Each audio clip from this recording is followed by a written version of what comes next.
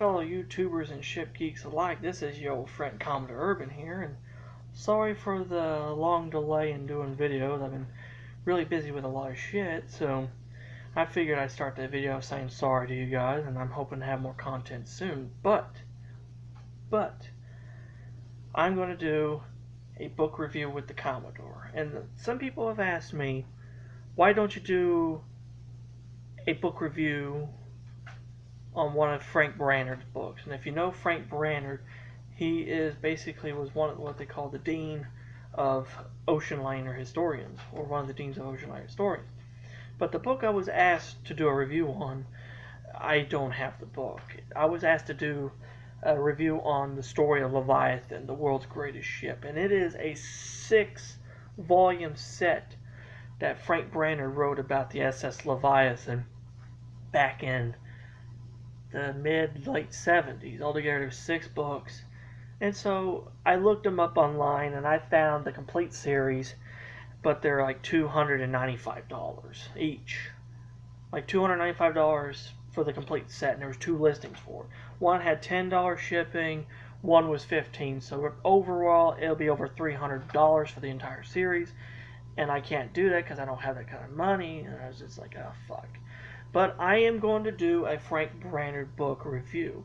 It just ain't going to be Leviathan. Instead, I'm going to review with you The Big Ship, the story of the SS United States, which is written by Frank Brainerd and edited by Robert H. Burgess. And this one is actually the original first edition, published by the Mariners Museum in Newport News, Virginia. Now, this is actually a really old book. And the book tells the story of the big ship as she was known at 21 West Street, the offices of Gibbs and Cox, where she was designed.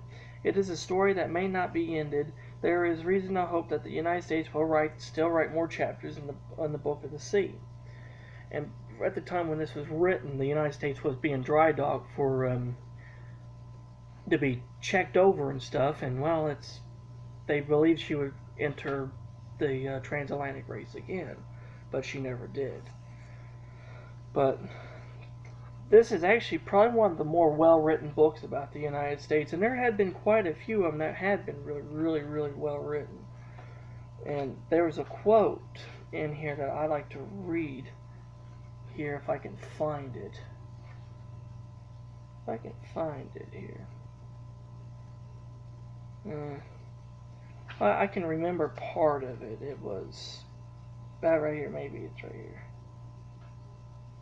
Here, right here.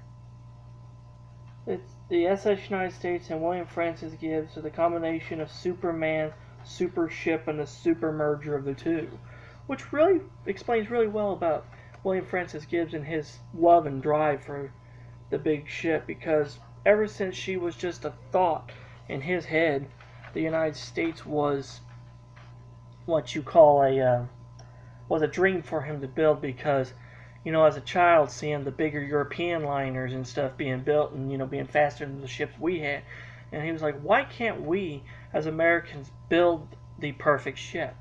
And so, at the very beginning, you know, the United States' story, way back in the origin, a drawing was done by William Francis Gibbs, which was made in 1915, of his projected 1,000-foot ocean liner, which there's a picture of it right there.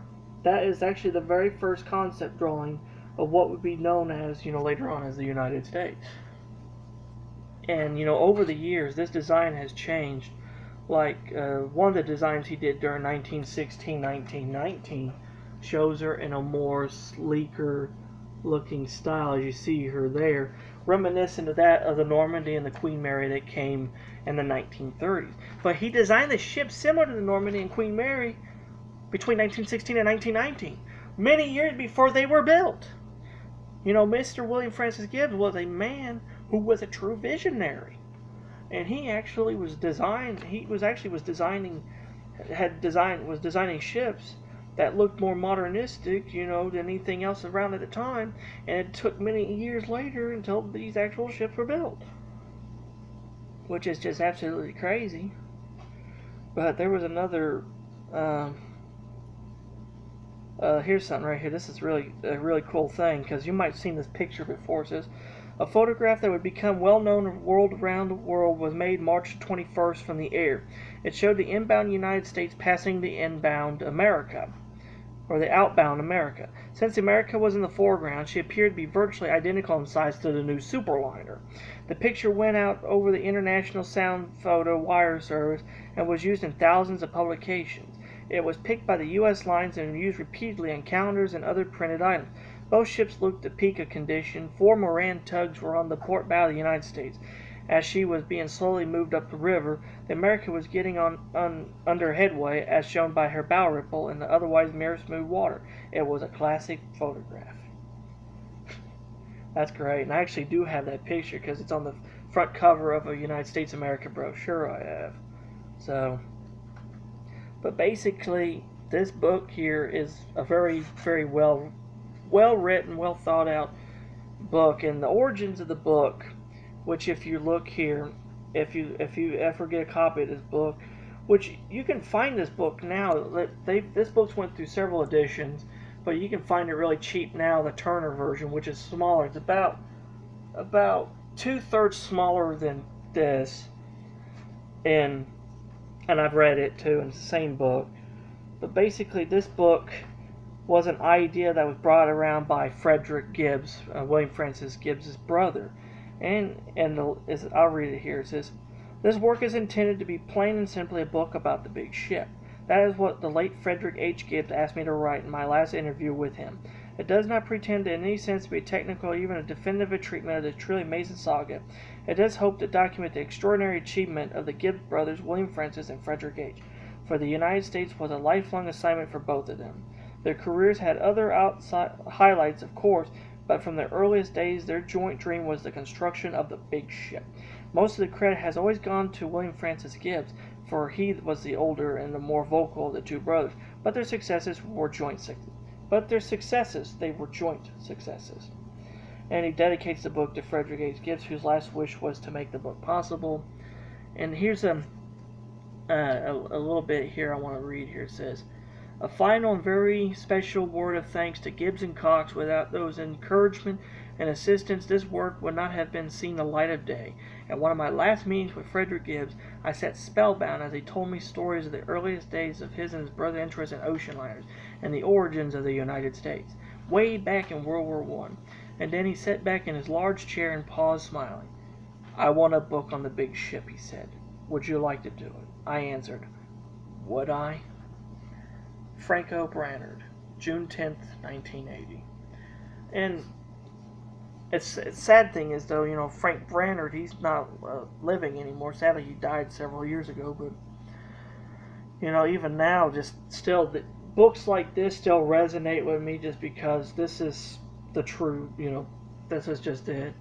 That's like one of the best books I've written. That I've not written. Sorry, I am writing a book about the United States, but one of the best books I've ever read about the United States. And I hope you enjoy the review. If you can find it, you can find copies of it on eBay. They go for about $75 to about $150. But if you don't want to pay that for a first edition, which I don't blame you, I didn't pay nothing for mine. It was a gift. But you can find the third edition for about $15-20. Or if you want to get the second edition, which was bonded in a book called SS United States World's Fastest Liner, it goes for about $35-40.